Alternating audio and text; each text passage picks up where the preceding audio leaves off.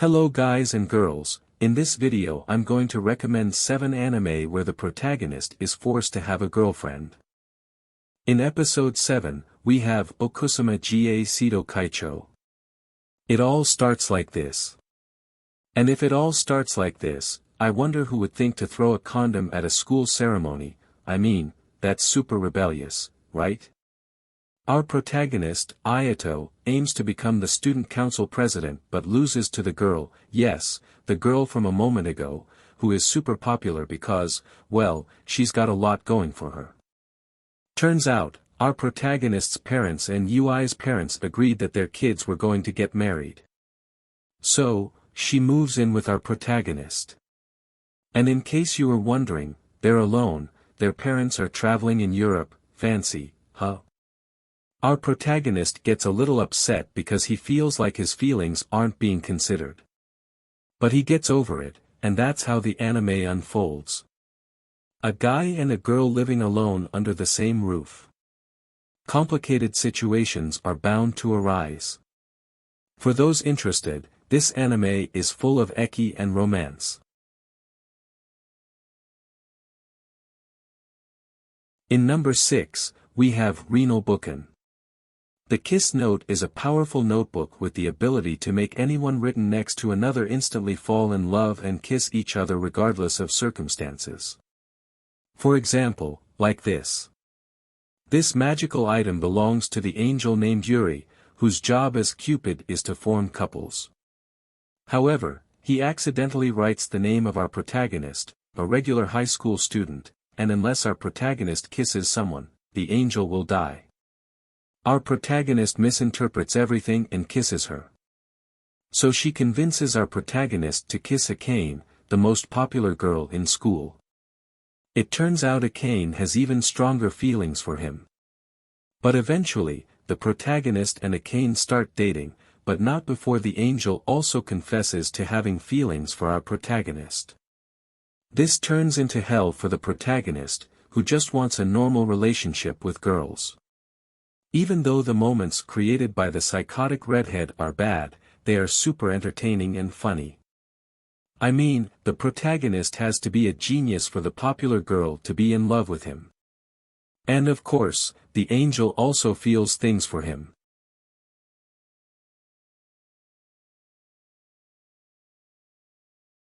In number 5, we have Mikakunin de Shinkuki.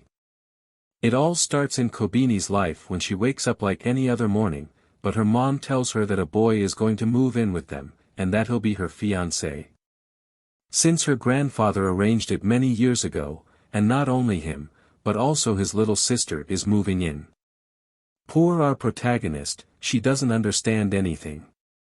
Our protagonist seemed super shy, or not shy, but only said like 2 words, I think, so he gave a pretty bad first impression but then he fixed it with this. But then he messes it up, how can you bump into a signboard?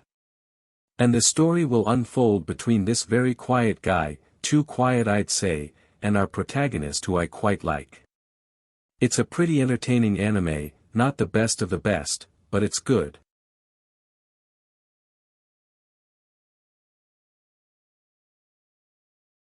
In number 4, we have Susei no Onmyuji. Rokuro is a powerful aspiring exorcist, until a tragic accident forced him to abandon the profession.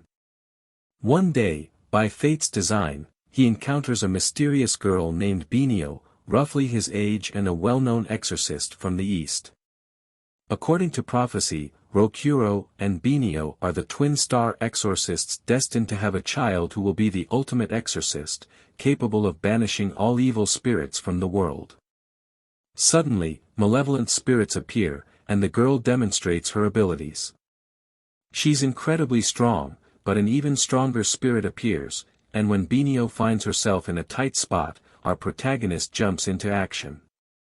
This anime is one of the first I watched, and it's fantastic because it has, in my opinion, the best combination of action and romance. It literally has a great plot, excellent fights, and romance. It's a very good anime. In fact, I didn't finish watching it because I forgot the name, but now that I found it, I'm going to start watching it from scratch. Highly recommended.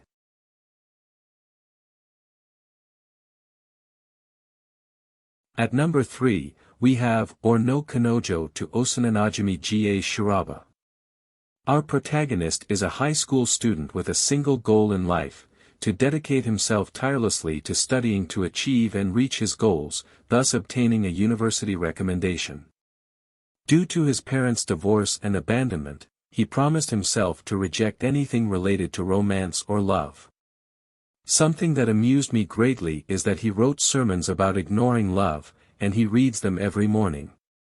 He only wants to focus solely on studying, but fate won't allow it because the new beauty at school named Masuso, who has just returned to Japan, decides to enter our protagonist's life in the most unexpected way possible, forcing him to face what he swore to reject.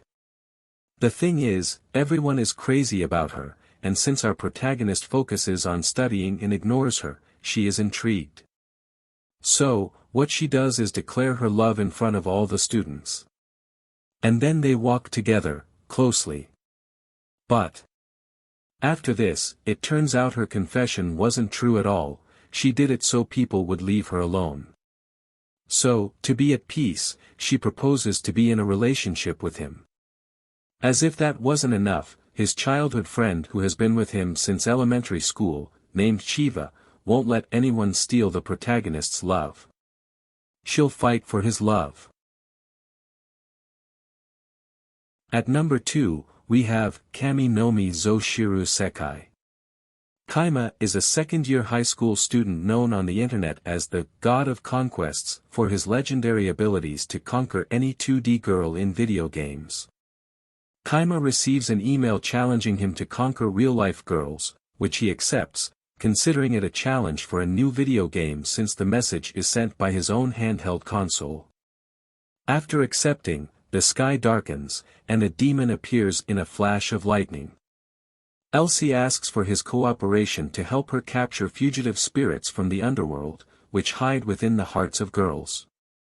Elsie explains that the only method to force the spirits out is by conquering the girls' hearts, making them fall in love. The protagonist refuses, clarifying that he's only interested in conquering 2D girls and detests reality. Nevertheless, he agrees to help, using his knowledge of dating games to conquer and enamor girls, thus filling the void in the possessed girls' hearts and purifying them. I haven't watched this anime, but from the opinions I've read, they say it's excellent. I'm curious to see how he applies his knowledge of dating games in reality. At number 1, we have Nisekoi. Raku appears to be an ordinary boy, excelling in his class and aspiring to attend an elite university to become a regular worker. But the truth is, Raku is the son of the Yakuza boss. The Yakuza, translated as the Mafia, have a lifestyle Raku neither desires nor feels prepared for, let alone succeeding his father as the Yakuza heir. In the past, Raku met a girl to whom he gifted a locket-shaped pendant, promising to reunite and open it together to reveal its contents. One day, he encounters a new girl, violent and particularly offensive towards him. She despises weakness, and Raku fits the bill perfectly. It all begins when the blonde girl's father, wanting peace with another mafia group, asks Raku to pretend to be the boyfriend of the daughter of a mafia leader. The girl turns out to be the blonde, with whom Raku initially clashed due to her violent nature and disdain for weakness. Now, they must pretend to be a couple to prevent bloodshed between the two mafia groups. It's complicated because they initially hate each other, and any misstep leads to weapons being drawn. It's incredibly entertaining and highly recommended.